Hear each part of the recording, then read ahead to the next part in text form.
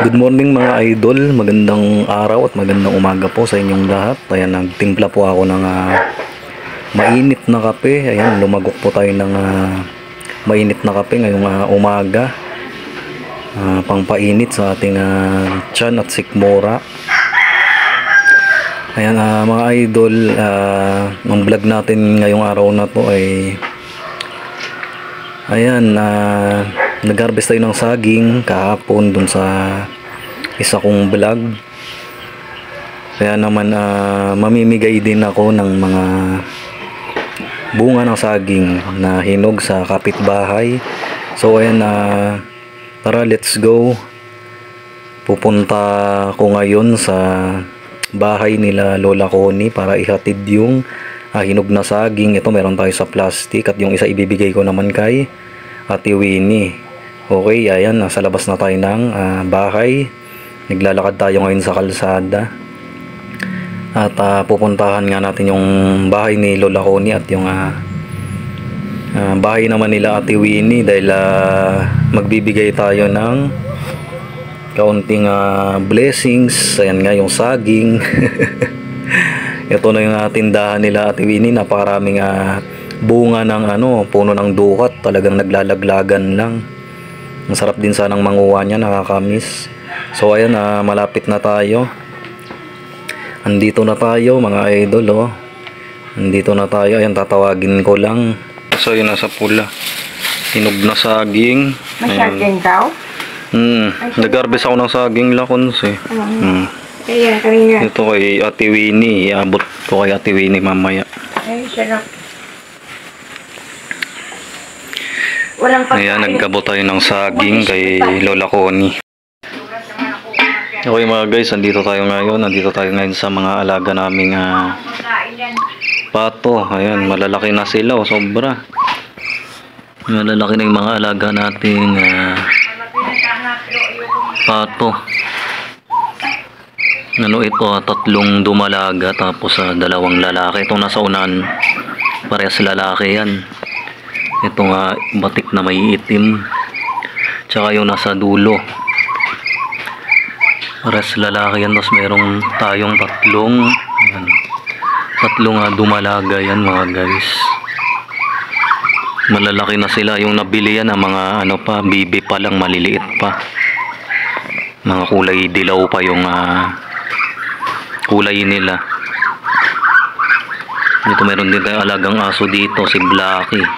Blacky. Si Blacky, ito si Whitey.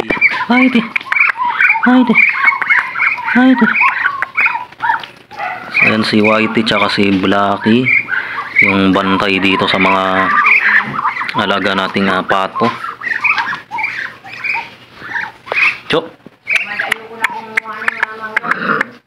Ayan, nag-aaway na sila. Blacky, Whitey. Ito po yung mga alaga nating aso dito, bantay dito sa mga alaga naman po nating ayan, mga bibi.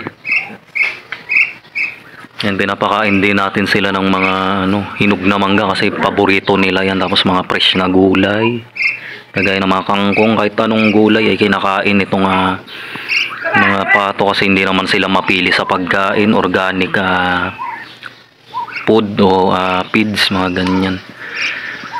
At nagpipids din tayo, tapos sinahaluan din natin ng organic, kagaya ng mga gulay, prutas, kung ano pwedeng ihalo, kanin, ganyan.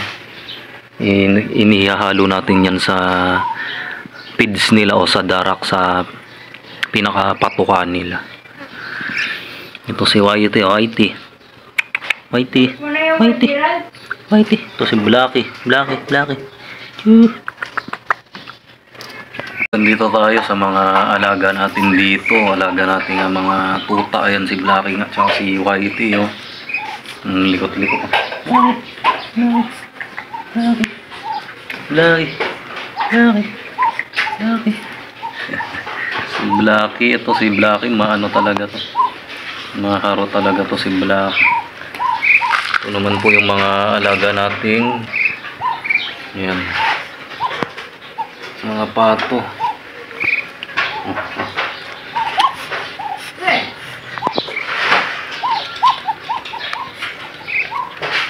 lalaki na nila. Ayan mga guys, maglilinis muna tayo, magwawalis sa paligid at sa pinakakulungan nga nila dahil napakarami ng kalat o dumi dahil ngayon lang tayo ulit nakapunta at nakabalik dito sa mga alaga nating pato. Kaya naman ayan, maglilinis muna tayo. Ayan, magwawalis ako ng mga pinagkainan nila, yung mga mangga. Napaka-paborito nila niyang bunga ng mangga dahil tagmangga nga ngayon at meron tayong puno ng mangga. Yan, mag-start muna akong magwalis. Diyan lang kayo mga idol, samahan nyo ako. At mamaya pag natapos tayong maglinis, magpapakain o magpapatuka naman tayo sa mga alaga nating pato. Mahaba-habang linisan to. Yan, samahan nyo ulit ako mga idol. Ito yung pinaka-update natin ngayon sa mga alaga nating pato. O yan mga ka-team itik.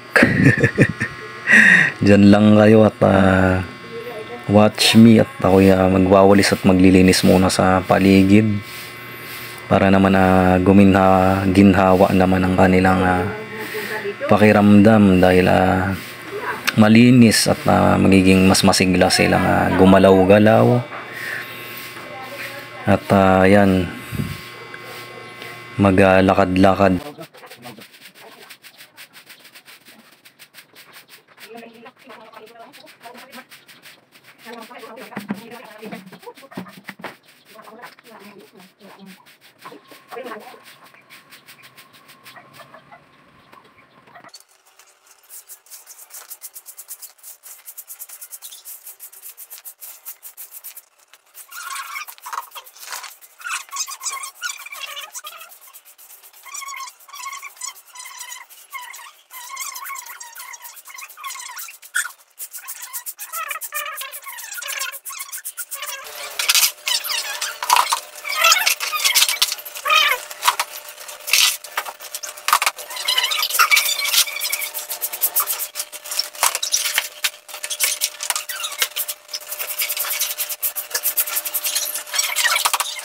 Mga idol, yan, tapos na tayong magwalis dito sa pinakalabas dito sa alagaan natin yan ng mga pato.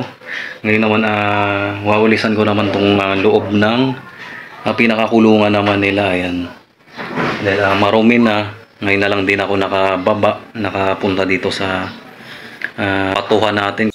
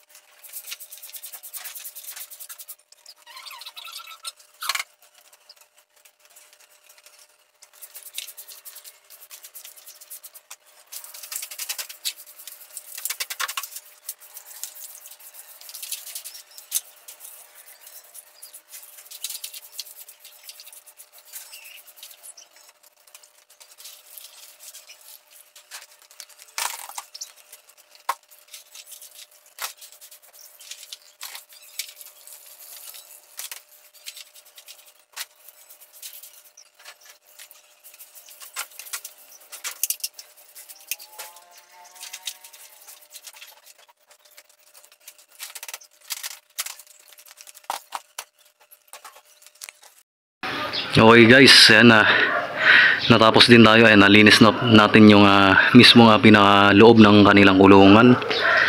Okay, ayan, malinis na. Ang sarap pagpawisan ngayong umagang to kasi ayan, maaga tayong nagpunta dito para magpatuka o magpakain ng ating alagang mga pato at syempre maglinis na rin ng kanilang kulungan at yung kanilang paligid. Dahil ilang araw din tayong hindi nakapunta. Kaya naman ayan, nagpunta tayo. Ayan, malinis na yung pinakakulungan nila mga guys. Malinis na dito sa kanilang paligid. Sobrang nakakatuwa kasi ang lalaki na nitong mga alaga nating pato. Hindi na sila bibi. ano na sila, pato na sila dahil ayan, mga naglakihan na sila. Mga ka-team itik. Mga ka-team itik, malalaki na po yung mga alaga nating pato. May dala rin tayong saging. Ito yung mga nalaglag nga nung nag-harvest tayo ng saging, yung mga nahulog sa lupa. Meron pa doon sa bayan, dami doon sa ibaba, kaso ayan, hindi ko na dala para ipakain din sa mga alaga nating pato. Okay guys, babalatan ko lang itong saging at tapos ipapakain natin sa mga alaga nating pato kasi gustong gusto nila to yung mga prutas, mga organic na ayan pagkain. Paborito nila yan buon sa kanilang pinakapato yung darak o kaya pids. Ito naman yung mga pinang-alternate natin o yung mga iba pa natin pinapakain sa mga alaga nating pato. Okay, balatan lang natin ayan, isa-isa para makain nila yan guys. So lumalapit na sila. Sabi ko naman sa inyo, paborito nila yan. Mga organic o pwede pa nating ipakain sa kanila. Bukod sa kanilang patoka, darak or pids, pwede rin sila ng kanin kahit ano. Dahil mga idol, hindi sila maselan sa pagkain. Talagang lahat ay ubrang-ubra sa kanila at talagang kakainin nila. Malian mga guys, napalaki na natin sila, malalaki na sila.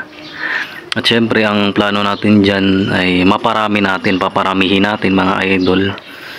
Papaitlogin, ayan, magpapalimlim, magpapapisa para dumami sila at pwede tayong makapagbenta, makapagkatay. At yung mga itlog pwede nating gawing penoy at balot, no, diba? Bali mapaparami natin yan. Nung binili namin yan ay pa lang, maliliit pa, talagang mga dilaw pa. Kumbaga bibi pa sila ngayon. Sobrang malalaki na sila.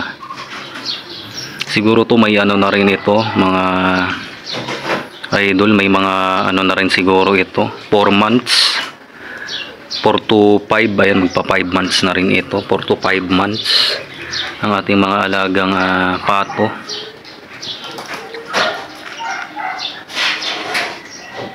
Makain din sila ng mangga, paborito talaga nila yung mga prutas. Kruk kruk kruk kruk kruk kruk kruk kruk kruk kruk kruk kruk kruk kruk kruk. Nakakatuwa lang kasi ayan, malalaki ng mga alaga natin. Tuka lang tayo ngayon mga idol. Ha?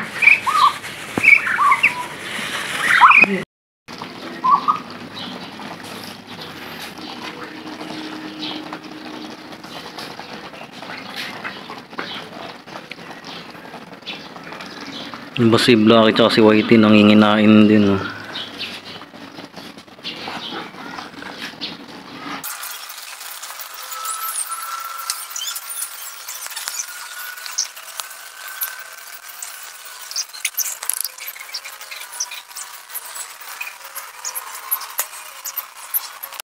Okay mga idol, mga guys, mga ka-mixed street vlogs, batang 90s, hanggang dito na lang po ang ating video for today. Please paki-like nyo naman, share, ayan, at mag-subscribe naman po kayo sa ating YouTube channel. Ayan.